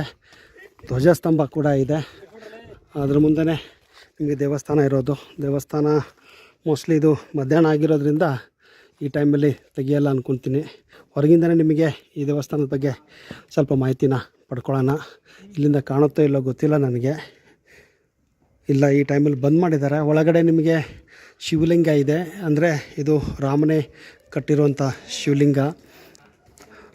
ಅಂದರೆ ಇಲ್ಲಿ ರಾಮಾಯಣ ಕಾಲದಲ್ಲಿ ಪ್ರಾಯಶ್ಚಿತ ಆಗುತ್ತೆ. ಯಾಕಂದರೆ ಬ್ರಾಹ್ಮಣ ಹತ್ಯೆ ಮಾಡಿದಂತಹ ದೋಷ ರಾಮನ ಮೇಲೆ ಇರುತ್ತೆ. ಅಂದರೆ ರಾವಣ ಒಬ್ಬ ಬ್ರಾಹ್ಮಣ ಆಗಿದ್ದ, ಅವನನ್ನು ಕೊಂದ ಕಾರಣ ಅವನ ಮೇಲೆ ಬ್ರಾಹ್ಮಣ ಹತ್ಯೆ ಇರುತ್ತೆ. ಆ ಹತ್ಯೆಯನ್ನು ಅವನು ಮೋಕ್ಷ ಪಡೆಯೋಕ್ಕೆ ಅಲ್ಲಲ್ಲಿ ಶಿವಲಿಂಗಗಳನ್ನು ಸ್ಥಾಪನೆ ಮಾಡ್ತಾ ಹೋಗ್ತಾನೆ, ಅಂದರೆ ಪ್ರತಿಷ್ಠಾಪನೆ ಮಾಡ್ತಾ ಹೋಗ್ತಾನೆ.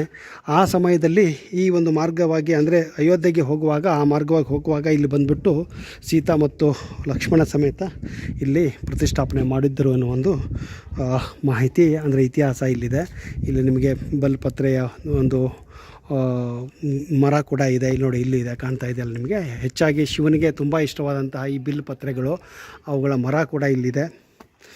ಸೊ ಇಷ್ಟು ಮೇಲೆ ಆಮೇಲೆ ಇದನ್ನು ಪ್ರತಿಷ್ಠಾಪನೆ ಮಾಡಿದ್ಮೇಲೆ ಎಷ್ಟೋ ವರ್ಷಗಳ ನಂತರ ಇಲ್ಲಿ ದೇವಸ್ಥಾನವನ್ನು ಪ್ರತಿಷ್ಠಾಪನೆ ಕೂಡ ಮಾಡಲಾಗಿತ್ತು. ಇಲ್ಲಿ ಧ್ವಜಸ್ತಂಭ ಕೂಡ ನಿಮಗೆ ಇಲ್ಲಿ ಕಾಣ್ಬೋದು.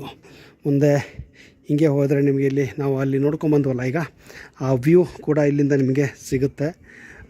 ಇದು ದೇವಸ್ಥಾನದ ಹಿಂದಿನ ಭಾಗ ಇದು. ಇಲ್ಲಿ ನೋಡಿ, ಇಲ್ಲಿ ಒಂದು ಪ್ರದಕ್ಷಿಣೆ ಹಾಕೋಣ ದೇವಸ್ಥಾನದ್ದು ಸುತ್ತಲೂ. ದೇವಸ್ಥಾನ ಸುತ್ತ ಪ್ರದಕ್ಷಿಣೆ ಹಾಕಿದರೆ ಇನ್ನೇನು ಸಿಗುತ್ತೆ ನೋಡೋಣ ಬನ್ನಿ. ಇಲ್ಲೂ ಕೂಡ ನಿಮಗೆ ಕಸ್ಟರ್ಡ್, ಅಂದರೆ ಸೀತಾಫಲದ ಒಂದು ಗಿಡಗಳು ಕಾಣ್ತಾ ಇದೆ ನೋಡಿ. ಇಲ್ಲಿ ಸೀತಾಫಲ ಇದು ಕಾಣ್ತಾ ಇದೆಯಲ್ಲ ನೋಡಿ, ಇಲ್ಲಿ ಸೀತಾಫಲ. ಮುಂದೆ ಹೋಗಿ ತೋರಿಸ್ತಾ ಇದ್ದೀನಿ ನಿಮಗೆ ಸೀತಾಫಲ. ಇಲ್ಲಿ ಮುಂದೆ ಇದ್ದದ್ದನ್ನೆಲ್ಲ ಹರ್ಕೊಂಡ್ಬಿಟ್ಟಿದ್ದಾರೆ ಜನ. ಸೊ ಇದು ಪ್ರದಕ್ಷಿಣೆ ಹಾಕುವಂಥ ಜಾಗ ದೇವಸ್ಥಾನದ್ದು. ಸೊ ಇಲ್ಲಿಂದ ನಿಮಗೆ ಅದ್ಭುತವಾದ ನೋಟ ಕೂಡ ಕಾಣುತ್ತೆ ಅಂತ ಬಂದಿದ್ದೀನಿ ನೋಡಿ. ನಾವು ಹಾಗೇ ಬಂದಿದ್ದೀಗ ನೋಡಿ. ಅಲ್ಲಿಂದ ನಾನು ತೋರಿಸಿದ್ನಲ್ಲ, ಅಲ್ಲೇನೋ ಬಿಲ್ ಪತ್ರ ಇರೋಂಥದ್ದು ಜಾಗ. ಸೊ ಇಲ್ಲಿ ಬಂದರೆ ಕೂಡ ಇಲ್ಲೂ ಒಂದು ಚಿಕ್ಕ ದೇವಾಲಯ ಇದೆ. ಬಟ್ ದುರಾದೃಷ್ಟ, ನಾವು ಲೇಟ್ ಆಗಿದ್ದಕ್ಕೆ ನಾವು ಏನು ಎಲ್ಲ ಬಾಗಿಲುಗಳು ಬಂದಾಗ ಹೋಗಿದೆ. ಯಾಕಂದರೆ ದೇವಸ್ಥಾನಕ್ಕೂ ಅವುಗಳದೇ ಆದಂತಹ ಒಂದು ಟೈಮಿಂಗ್ ಅನ್ನೋದು ಇರುತ್ತೆ. ಆ ಟೈಮಿಂಗಲ್ಲೇ ನಾವು ಬರಬೇಕಾಗತ್ತೆ. ನಾವು ಸಪ್ರೇಟಾಗಿ ಬಂದರೆ ಎಲ್ಲ ಏನೂ ಸಿಗೋದಿಲ್ಲ. ಸೊ ಈಗ ನಾವು ಹಿಂಗೆ ಮುಂದೆ ಹೋಗೋಣ. ಇಲ್ಲಿ ಮುಂದೆ ಹೋಗಿಬಿಟ್ಟು ಇನ್ನೊಂದು ರೌಂಡು ಇನ್ನೂ ನಿಮಗೆ ಏನು ವ್ಯೂ ಇದೆ ಅದನ್ನು ಕೂಡ ತೋರ್ಸೋಕ್ಕೆ ಪ್ರಯತ್ನ ಮಾಡೋಣ. ಇದು ಯಾವ ದೇವಸ್ಥಾನನೋ ಮನೆನೋ ಗೊತ್ತಿಲ್ಲ. ಇಲ್ಲೂ ಕೂಡ ಒಂದು ಚಿಕ್ಕದ ಮನೆ ಕಟ್ಟಿದ್ದಾರೆ. ಇಲ್ಲಿ ನೋಡೋಣ ಒಳಗಡೆ ಹೆಂಗಿದೆ ಏನಿದೆ ಅಂತ. ಏನಿದೆ ಇಲ್ಲಿ ಆರಾಮಾಗಿ ಕೂತ್ಕೊಳ್ಳೋಕ್ಕೆ ಮಾಡಿರುವಂಥ ಒಂದು ಮನೆ ಅನ್ಕೋಬೋದು. ಕಾವಲುಗಾರ ಮನೆ ಅನ್ಬೋದು, ಅಥವಾ ಇಲ್ಲಿ ಈ ಕೋಟೆಯನ್ನು ನೋಡ್ಕೊಳ್ಳೋದಕ್ಕೆ ಅವ್ರ ಇದು ನೋಡಿ, ಇದು ಬಚ್ಚಲ ಮನೆ. ಇದು ಆ ಟೈಮಲ್ಲಿ ಕಟ್ಟಿರೋಂಥ ಬಚ್ಚಲ ಮನೆ. ಪೈಪ್ ಕೂಡ ಇದೆ ಅಲ್ಲಿ ನೀರು ಹೋಗೋಕ್ಕೆ. ಬಟ್ ನೀರು ಎಲ್ಲಿಂದ ಬರ್ತಿತ್ತೋ ನನಗೆ ಗೊತ್ತಿಲ್ಲ. ಕೆಳಗಡೆ ಒಂದು ಕೊಳ ಇದೆ, ಲಕ್ಷ್ಮಣ ತೀರ್ಥ. ಮೋಸ್ಟ್ಲಿ ಅಲ್ಲಿಂದಲೇ ನೀರನ್ನು ಪಡೀತಿದ್ರು ಅಂದ್ಕೊತೀನಿ. ಕೋಟೆ ಮಾತ್ರ ನನಗೆ ತುಂಬ ಇಷ್ಟವಾಯಿತು. ಇನ್ನಷ್ಟು ಮಾಹಿತಿನ ನಿಮಗೆ ಹೋಗ್ತಾ ಹೇಳ್ತೀನಿ.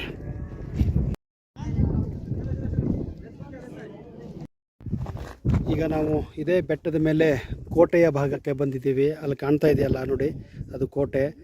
ಈ ಕೋಟೆಯ ಮೇಲೆ ಇರುವಂಥ ಕಲ್ಲುಗಳು ನಮಗೆ ದೂರಿಂದ ಯಾವ ಥರ ಕಾಣ್ತಾ ಇತ್ತಲ್ಲ ಅದು.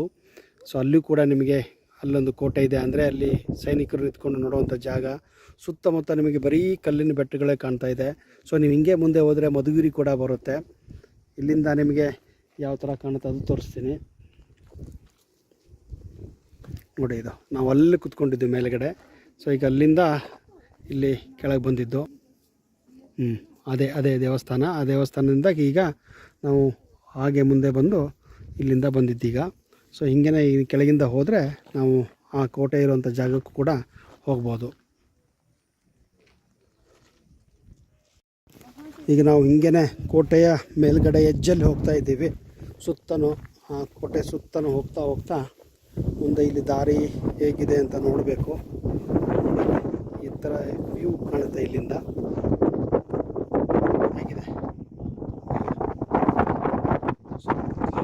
ಅಲ್ಲಲ್ಲಿ ನಿಮಗೆ ಚಿಕ್ಕ ಹಳ್ಳಿಗಳು ಕೂಡ ಕಾಣುತ್ತೆ.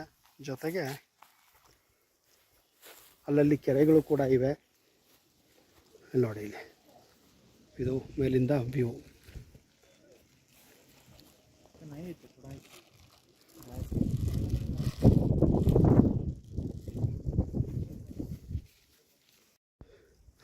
ಈಗ ನಾವು ಕೋಟೆಯ ಇನ್ನೊಂದು ಭಾಗಕ್ಕೆ ನಿಮಗೆ ಕರ್ಕೊಂಡು ಹೋಗ್ತಾ ಇದ್ದೀನಿ. ನಿಮಗೆ ಅಲ್ಲಿ ಮೇಲ್ಗಡೆಯಿಂದ ತೋರಿಸಿದೆ ನಿಮಗೆ ಒಂದು ನಕ್ಷತ್ರಾಕಾರದ ಕೋಟೆ. ಈಗ ಅಲ್ಲಿಗೆ ನನಗೆ ಕರ್ಕೊಂಡು ಹೋಗ್ತಾ ಇದ್ದೀನಿ. ಸೊ ಈಗ ನೋಡಿ, ನಾವು ಅಲ್ಲಿದ್ವಲ್ಲ, ಅಲ್ಲಿಂದ ನಿಮ್ಗೆ ತೋರಿಸಿದೆ ಯಾವುದು ಈ ಕೋಟೆಯ ಬಾಗಿಲು. ಇಲ್ಲಿ ಸೈನಿಕರು ಇದ್ಕೊಂಡು ಏನು ನೋಡ್ತಾ ಇದ್ರು ಎಲ್ಲರನ್ನ, ಯಾರಾದರೂ ವೈರಿಗಳು ಬರ್ತಾರೆ ಅನ್ನೋ ದಾರಿನ ಅಂತ. ಸೊ ಅಲ್ಲಿಗೆ ನಿಮಗೆ ಈಗ ಕರ್ಕೊಂಡು ಹೋಗ್ತಾ ಇದ್ದೀನಿ. ಇಲ್ಲಿ ತುಂಬ ಗಿಡ ಗಂಟಿಗಳಿದ್ದಾವೆ, ಕಡಿದಾದ ದಾರಿ ಬೇರೆ ಇದೆ, ತುಂಬ ಚಿಕ್ಕದಂಥ ದಾರಿ, ಕಾಲ್ದಾರಿ ಅಂತಲೇ ಹೇಳ್ಬೋದು. ಇಲ್ಲಿ ವಿಚಿತ್ರ ಗಿಡಗಳಿದ್ದಾವೆ. ನಾನು ಲೈಫಲ್ಲಿ ಕಂಡಿಲ್ಲ ಅಂತ ಅನ್ಕೋಬೇಕಂತಹ ಗಿಡ ಗಂಟಿಗಳಿದ್ದಾವೆ ನೋಡಿ. ಇಲ್ಲಿ ಕಂಡಲ್ಲಿ ಅವರವ್ರ ಹೆಸರುಗಳನ್ನ ಬರ್ಕೊಂಡ್ಬಿಟ್ಟಿದ್ದಾರೆ. ಇಲ್ಲಿ ಈ ಇತಿಹಾಸದ ಬಗ್ಗೆ ಮಾತ್ರ ಎಲ್ಲೂ ಮಾಹಿತಿ ಇಲ್ಲ ಇಲ್ಲಿ. ಯಾಕಂದರೆ ನಮ್ಮ ಜನಗಳಿಗೆ ಅದೇನೋ ಅಂತಾರಲ್ಲ, ಹಿತ್ತಲ ಮನೆ ಗಿಡ ಮದ್ದಲ್ಲ ಅಂತ ಅನ್ನೋ ರೀತಿಯಲ್ಲಿ ಆಗಿದೆ. ಒಂದು ಸೈನ್ ಬೋರ್ಡ್ ಇಲ್ಲ, ಗುಡಿ ಬಂಡೆ ಅಂತ ಎಲ್ಲೂ ಕೂಡ ಬರೆದಿಲ್ಲ. ನೀವೇ ಅನ್ಕೋಬೇಕು ಇದು ಗುಡಿ ಬಂಡೆ ಅಂತ. ಅಷ್ಟು ನಮ್ಮ ಒಂದು ಇತಿಹಾಸನ ಅಷ್ಟು ಚೆನ್ನಾಗಿ ಇಲ್ಲಿಯ ಸ್ಥಳೀಯ ಅಧಿಕಾರಿಗಳು, ಸ್ಥಳೀಯ ಜನರು, ಆಮೇಲೆ ಶಾಸಕರಾಗಲಿ, ಇಲ್ಲಿಯ ಏನು ನೋಡ್ಕೊತಾರೆ ಈ ಒಂದು ತಾಲೂಕಾನ, ಅವರಿಗೆ ಅದು ಯಾವಾಗ ಬುದ್ಧಿ ಬರುತ್ತೋ ಗೊತ್ತಿಲ್ಲ. ಬುದ್ಧಿ ಬರಲಿ, ಆ ದೇವ್ರು ಕೊಡಲಿ ಅಂತ ನಾನು ಕೂಡ ಬೇಡ್ಕೊತೀನಿ. ನೋಡಿ ಎಷ್ಟು ಚೆನ್ನಾಗಿದೆ ಇಲ್ಲಿ ವಿಹಂಗಮ ನೋಟ, ಸೂಪರ್. ಇಲ್ಲಿಂದನೇ ಏನೋ ಇಲ್ಲಿ ಈ ಒಂದು ಕೋಟೆಯನ್ನು ಕಾಯ್ತಾ ಇದ್ರಲ್ಲ, ಅವರು ತಮ್ಮ ವೈರಿಗಳು ಯಾರಾದರೂ ಬರ್ತಾರೋ ಅನ್ನೋದನ್ನು ನೋಡ್ತಾಯಿದ್ರು. ಅಲ್ಲಿ ನೋಡಿ, ಅಲ್ಲಿ ಆ ದೇವಸ್ಥಾನ ಇದೆಯಲ್ಲ, ಅಲ್ಲಿಂದ ಬಂದಿದ್ದು. ಅದು ರಾಮೇಶ್ವರ ದೇವಸ್ಥಾನ, ಜೊತೆಗೆ ಗುಡಿ ಬಂಡೆ ಕೋಟೆ ಕೂಡ. ಓಕೆ, 16ನೇ ಶತಮಾನದ ಹಳೆಯ ಕೋಟೆ. ಅಲ್ಲಿಂದ ಬಂದರೆ ನಿಮಗೆ ಇನ್ನೊಂದು ಕೋಟೆಯ ಭಾಗ ಅಂತಲೇ ಹೇಳ್ಬೋದು. ಇಲ್ಲಿಂದ ಒಂದು ನೋಟ ನೀವು ನೋಡಿದ್ದೀರಾ, ಇನ್ನೊಂದು ನೋಟ ಕೂಡ ನಿಮಗೆ ತೋರಿಸ್ತೀನಿ. ಇಲ್ಲಿ ನೋಡಿ, ಇಲ್ಲಿ ಯಾವ ಥರ ಮಾರ್ಗ ಇದೆ, ಇದು ಸುರಂಗ ಮಾರ್ಗ. ಇದು ಇಲ್ಲಿಂದ ಸೈನಿಕರು ವೈರಿಗಳು ಬಂದರೆ ಅವರನ್ನು ಹಿಡಿಕೆ ಹೋಗ್ತಾಯಿದ್ರು. ನಿಮಗೆಲ್ಲ ಚಿತ್ರದುರ್ಗ ಕತೆ ಕೂಡ ಗೊತ್ತು, ಒಬ್ಬವನ ಕತೆ ಕೂಡ ಗೊತ್ತು. ಅದೇ ರೀತಿ ಒಂದು ಕಿಂಡಿಗಳು ಕೂಡ ಕೋಟೆಗಳಲ್ಲಿ ಅಲ್ಲಲ್ಲಿ ರಹಸ್ಯಮಯವಾಗಿರುತ್ತೆ, ಗುಪ್ತವಾಗಿರುತ್ತೆ. ಅದು ವೈರಿಗಳಿಗೆ ಗೊತ್ತಿರೋದಿಲ್ಲ. ಯಾರು ಈ ಕೋಟೆಯಲ್ಲಿ ಇರ್ತಾರೋ, ಯಾರು ಕಟ್ಟಿಸಿರ್ತಾರೋ ಅವ್ರಿಗೆ ಮಾತ್ರ ಗೊತ್ತಿರುತ್ತೆ. ಅಂತಹ ಒಂದು ಸುರಂಗ ಮಾರ್ಗ ಬೇರೆ ಇದು. ಸೊ ಇಲ್ಲಿಂದ ನಿಮಗೆ ಇನ್ನೊಂದು ಅದ್ಭುತವಾದಂಥ ವ್ಯೂ ಕೂಡ ತೋರಿಸ್ತೀನಿ. ನೋಡಿ, ಇಲ್ಲಿ ನೋಡಿ, ಅದೇ ರೋಡಿಂದ ಬಂದಿರೋದು ನಾವು. ಇದು ಕೆಳಗಡೆ ಇರೋದು ಗುಡಿ ಬಂಡೆ ಪಟ್ಟಣ. ಸೊ ಗುಡಿ ಬಂಡೆ ಪಟ್ಟಣದ ಇನ್ನೊಂದು ನೋಟವನ್ನು ಈ ಒಂದು ಕಿಂಡಿಯ ಮೂಲಕ ತೋರ್ಸೋಕ್ಕೆ ಪ್ರಯತ್ನ ಮಾಡ್ತೀನಿ. ನೋಡ್ತಾ ಇದ್ದೀರಾ, ಇಲ್ಲಿಂದ ಹೋದರೆ ನಿಮಗೆ ನೇರವಾಗಿ ದೇವಸ್ಥಾನ ಬೇರೆ ಕಾಣ್ತಾ ಇದೆ. ಒಂದು ಸ್ವಲ್ಪ ಝೂಮ್ ಮಾಡಿ ತೋರಿಸ್ತೀನಿ. ಅಲ್ಲಿ ನೋಡಿ, ಅಲ್ಲಿ ದೇವಸ್ಥಾನ ಬೇರೆ ಇದೆ, ಕಾಣ್ತಾ ಇದೆಯಾ? ಫುಲ್ ಝೂಮ್ ಹೊಡೆದಿದ್ದು. ಸೊ ಈಗ ಇಲ್ಲಿಂದ ನಿಮಗೆ ಸ್ವಲ್ಪ ಭೈರಸಾಗರವು ಕಾಣ್ತಾ ಇದೆ. ಭೈರಸಾಗರ ನಾನು ಬರುವಾಗ ತೋರಿಸಿದೆ ನಿಮಗೆ, ಅದೇ ಭೈರಸಾಗರ.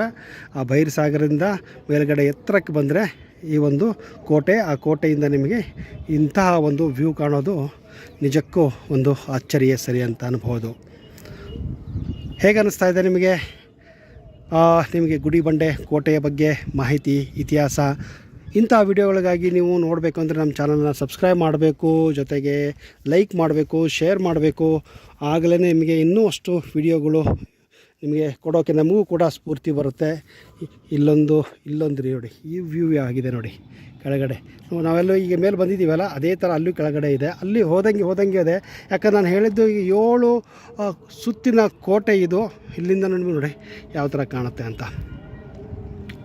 ಭೈರಸಾಗರ ಫುಲ್ಲು ತುಂಬಿಕೊಂಡಿದೆ. ಈ ಬಾರಿ ಒಳ್ಳೆ ಮಳೆ ಆಗಿದ್ದ ಕಾರಣ ಸಿಕ್ಕಾಪಟ್ಟೆ ನೀರು ಬಂದಿದೆ. ಮೇಲ್ಗಡೆ ನಾವು ಅಲ್ಲೂ ಕೂತ್ಕೊಂಡಿದ್ವಿ, ಅಲ್ಲಿಂದ ಕೆಳಗೆ ಬಂದ್ಬಿಟ್ಟು ಇಲ್ಲಿ ಬಂದ್ಬಿಟ್ಟು ಹಿಂಗೆ ಬಂತು, ಈ ಮೇಲೆ ಹತ್ತಿದ್ದೀವಿ. ಸೊ ಹಿಂಗೆ ನಾವು ಇನ್ನು ಮುಂದೆ ಕೆಳಗೆ ಹೋಗುವಂತಹ ಒಂದು ಪ್ರಯತ್ನ ಮಾಡೋಣ.